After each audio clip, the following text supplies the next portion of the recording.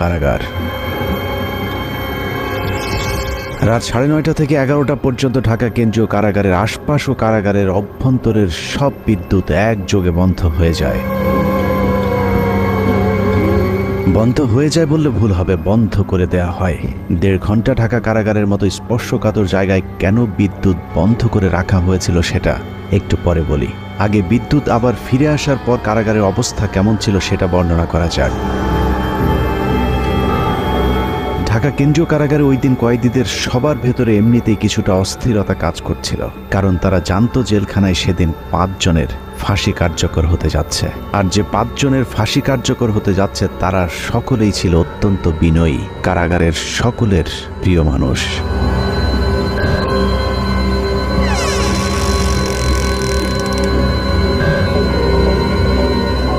রাত 12:01 colonel Faruk Rahman, major AK Mohiuddin Ahmed artillery, Mohiuddin lancer ও সুলতান শাহরিয়ার রশিদ খানকে ফাঁসিতে ঝুলিয়ে হত্যা করা হয়। 4 জনকে ফাঁসি দেওয়া হলেও লাশের সংখ্যা ছিল মোট 5টি। ফাঁসি কার্যকরের পরদিন যথারীতি 5টি লাশ পাঠানো হয় যার যার গ্রামের বাড়িতে, কিন্তু একটি লাশের ক্ষেত্রে বিশেষ নিরাপত্তা ব্যবস্থা রাখা হয়েছিল, আর সেটাই হলো চুয়াডাঙ্গার সূর্য সন্তান মেজর বজলুল হুদার।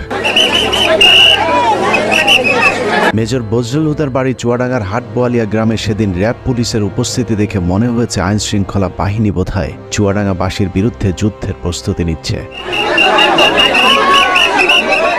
যুদ্ধের এই আয়োজন ছিল মূলত মেজর বজলুল হুদার মরদেহ যেন কেউ দেখতে না পারে সেটা নিশ্চিত করা।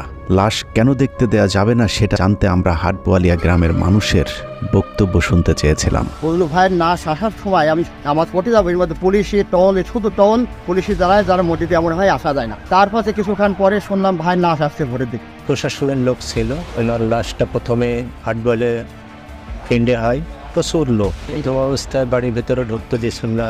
আমার জানাজাত লাশটা ধোয়ানোর কথা, কিন্তু পুলিশের বাধার কারণে আমি লাশটা ধোয়াতে পারিনি। লাশ আসার পরে তার প্রশাসনের লোক যারা আসছিল লাশ নিয়ে, তারা যেখানে টাইম দিয়েছে তাকে দাফন করতে হবে। সে দেশের মানুষের জন্যই মনে করেন সবসময় ছিল, দেশের মানুষের পাশে থাকতো সবসময়। চুয়াডাঙ্গার মানুষের কাছে মেজর বজলুল হুদা ছিলেন এক আদর্শের প্রতীক, যে কারণে আইন শৃঙ্খলা বাহিনীর ব্যাপক উপস্থিতি আর জোর জবরদস্তির পরেও প্রিয় মানুষটিকে শেষবারের মতো একটু দেখতে চাওয়া মানুষের ঢল ছিল চোখে পড়বার মতো।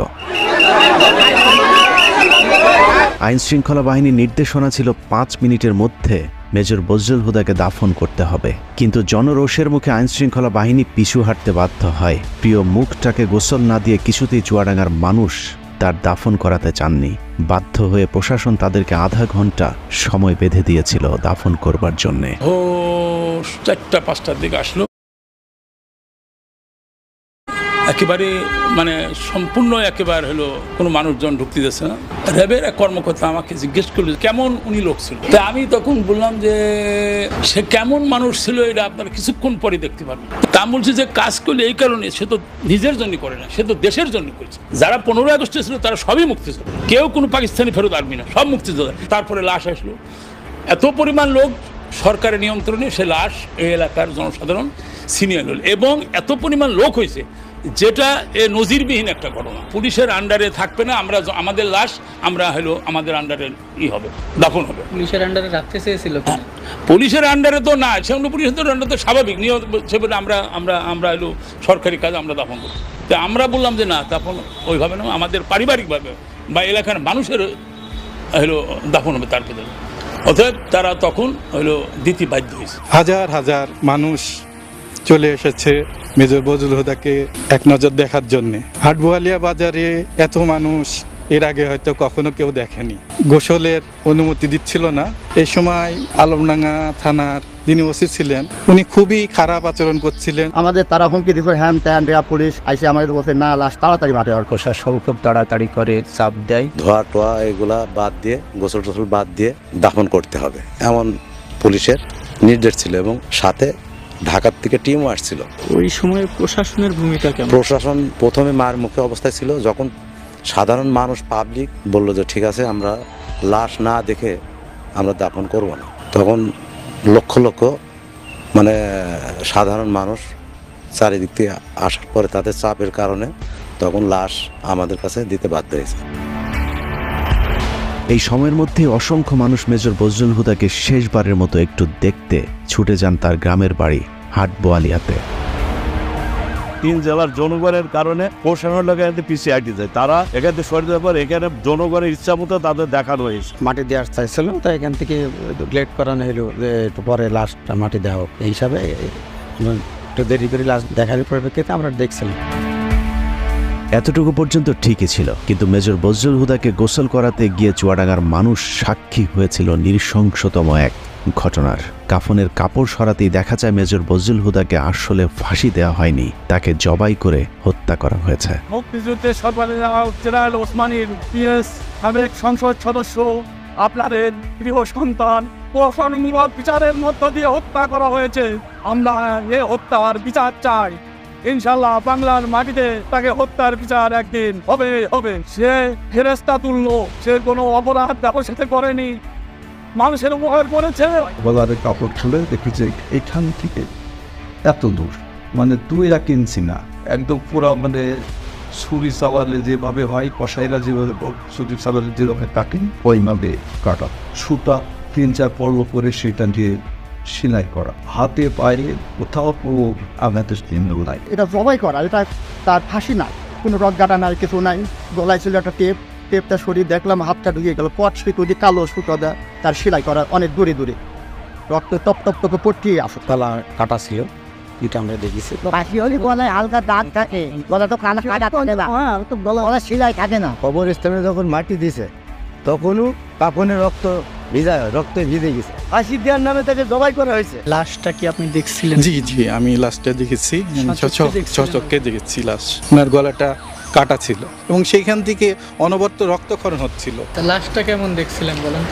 লাশটা দেখছি যে এলো তো লাশ জেল কোড অনুযায়ী সেরকম তো হলো জবাই করা হয় না, কিন্তু পুরাপুরি জবাই করেছে। সে হলো একটা হত্যাকাণ্ড, পুরা রক্ত বাড়াচ্ছে।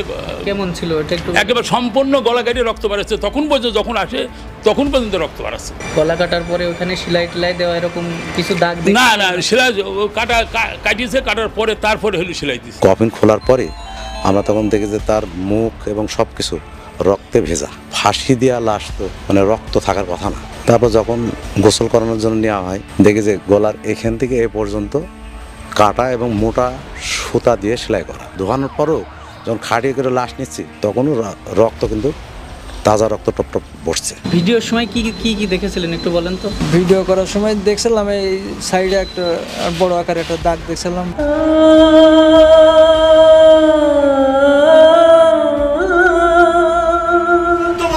বুকে ব্যথা নিয়ে বেড়াচ্ছে আমার ভাইকে সিরিয়াল খুনি শেখ হাসিনা জেলখানায় ঢুকে নিজ হাতে জবাই করে হত্যা করেছিল।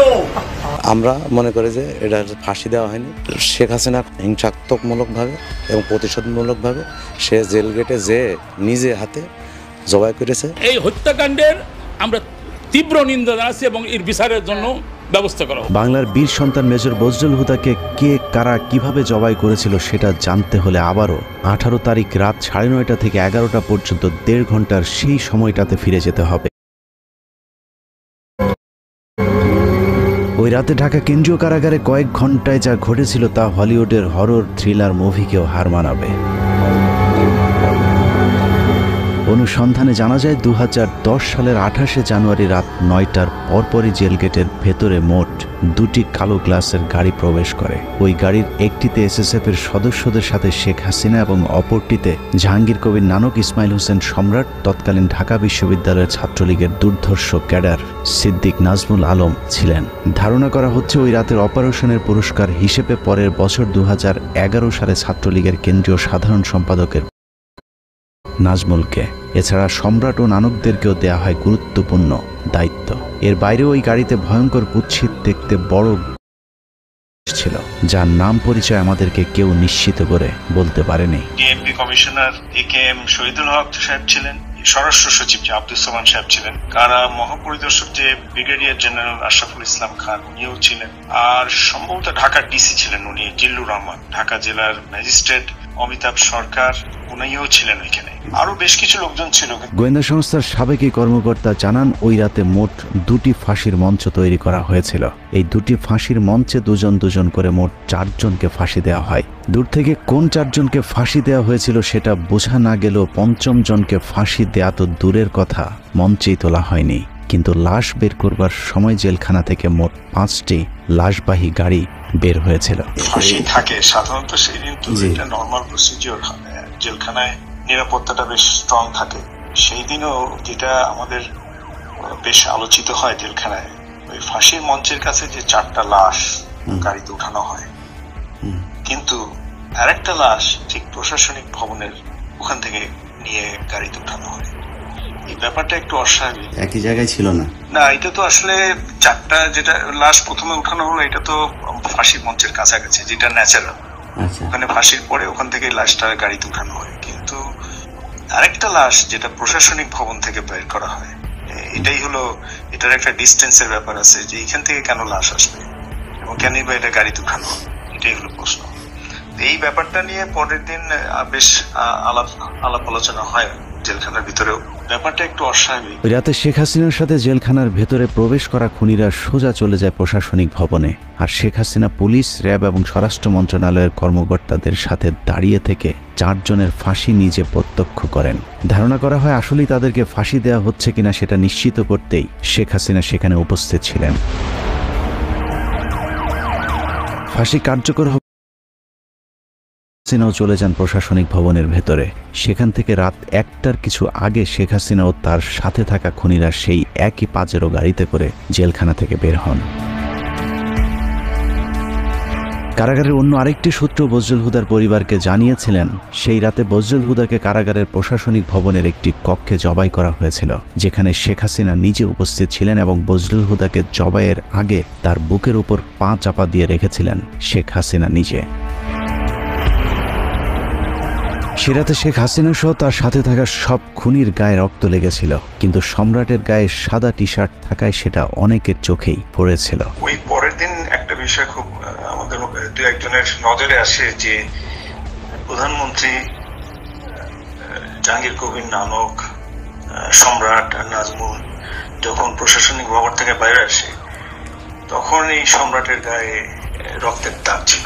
2 একজন এটা দেখতে পায়। এখন ব্যাপারটা হয়েছে যে এই ধরনের জিনিসগুলো তো আমরা গ্যারান্টি দিয়ে বলতে পারছি না, কিন্তু তখন ওই সময় যে সমস্ত লোকজন উপস্থিত ছিল, যে এখন তারা সবাই এখন বাংলাদেশে বেশিরভাগই আছেন, পুলিশের প্রশাসনের মধ্যেও আছেন, এই সমস্ত অফিসার বা লোকজন যারা উইটনেস ছিল, যারা সাক্ষী ছিল, তাদেরকে এখন ধরলেই এই জিনিসটা মোটামুটি তদন্তের আওতায় আনা যায়। এবং তাদের পরিবার যেটা অভিযোগ করে যে তাকে জবাই করে মারা হয়েছে, এবং এই যে অস্বাভাবিক অ্যাক্টিভিটিস গুলো যেগুলো জেলখানার মধ্যে দেখা গেছিল ফাঁসির সময়, ফাঁসির পরবর্তীতে, এটা পরিষ্কার তদন্তের মাধ্যমে বের করাটা খুবই সহজ। ঘটনার বর্ণনা শুনে অনেকের কাছেই হয়তো অসম্ভব, অবিশ্বাস্য এক গল্পের মতো মনে হচ্ছে। তবে আপনি যদি শেখ হাসিনার ব্যক্তিগত সহকারী মতিউর রহমান রিন্টুর আমার ফাঁসি চাই বইটি পড়ে থাকেন, তাহলে আপনার কাছে শেখ হাসিনার চরিত্রের সাথে আজকের ঘটনাটি হুবহু মিলে যাবে। মতিউর রহমান রেন্টুর তথ্য অনুযায়ী শেখ হাসিনা যেদিন মৃত্যুর খবর শুনতেন, সেদিন স্বাভাবিক দিনের চেয়ে অনেক বেশি খেতেন। এই ঘর থেকে ওই ঘরে দৌড়ে পৈশাচিক এক উল্লাস করতেন তিনি। জাহানারা ইমাম যেদিন মারা যায়, সেদিন শেখ হাসিনা বিছানার উপরে উঠে 2 হাত দিয়ে কাপড়ের 2 মাথা ধরে নাচছিলেন, কারণ তিনি জাহানারা ইমামকে তার প্রতিদ্বন্দ্বী মনে করতেন। এক কথায় শেখ হাসিনা একজন নরপিশাচ, রক্তপিপাসু, মানসিক বিকারগ্রস্ত একজন উম্মাদ, যে কারণে একজন মানুষ যার আর কয়েক ঘন্টা পরে ফাঁসি কার্যকর হবে, তাকেও নৃশংসভাবে জবাই করে হত্যা করবার কথা চিন্তা করতে পারে। একটু চোখ বন্ধ করে ভেবে দেখুন, কত নৃশংস নরপিশাচের হাত থেকে আল্লাহ আমাদেরকে বাঁচিয়ে দিয়েছেন। শেখ হাসিনা নাই, শেখ হাসিনা চলে গেছে, শেখ হাসিনা পালায় না। যাই হোক, 15 আগস্টের বীর মুক্তিযোদ্ধা মেজর বজলুল হুদাদেরকে আমরা সম্মান দিতে পারিনি, যে কারণে আজ আবারও শেখ মুজিবের প্রেতাত্মা আমাদের উপর চেপে বসেছিল।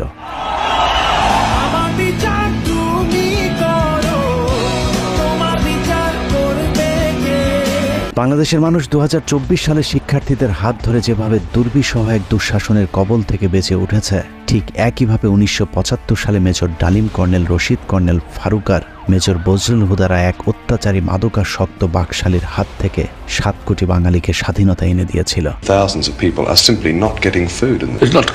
শেখ হাসিনার দুঃশাসন আমরা চোখে দেখেছি, কিন্তু শেখ মুজিবেরটা আমাদের থেকে আড়াল করে রাখা হয়েছে বলেই আমাদেরকে এখনও তাকে বিতর্কের ঊর্ধ্বে রাখার কথা শুনতে হয়। কিন্তু বাস্তবে শেখ মুজিব তার পরিবার আর দলের লোকজন ছাড়া অন্য সবাইকে তার কৃতদাসে পরিণত করেছিল।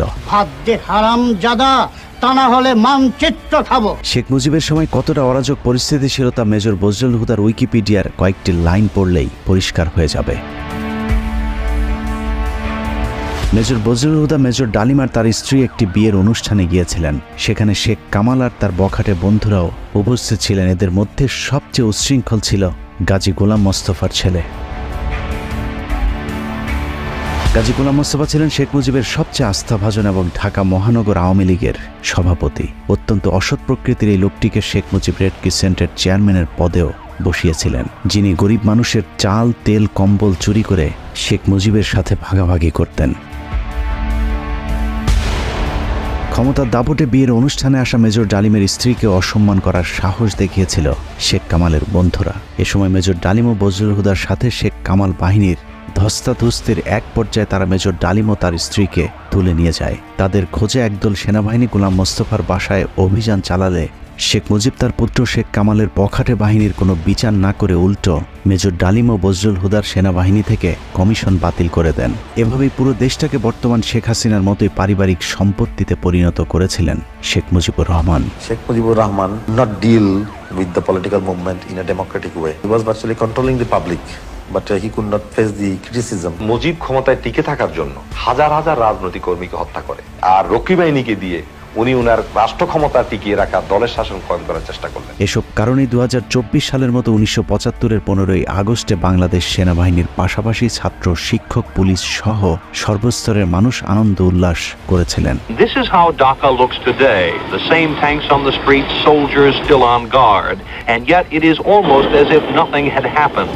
There was no rioting, almost no reaction to Sheikh Mujib's murder. Sheikh হাসিনাকে যেভাবে কুকুরের মতো পালিয়ে যেতে হয়েছে, কেউ তার রক্ষায় এগিয়ে আসেনি। ঠিক একইভাবে শেখ মুজিবের লাশ ধানমন্ডি 32 নম্বরে পড়েছিল। কেউ শেখ মুজিবকে একটু দেখতেও আসেনি। কেউ কোনো পদক্ষেপ নিল না। ওই লাশ পড়ে থাকলো 32 নম্বরে। কেন? এত বড় সংগঠন, এত নেতা কোথায় ছিল? জানা যায় লোকজন ডেকে পাওয়া যায়নি। 570 সাবানা রিলিফের কাপড়ে দাফন করা হয়েছিল।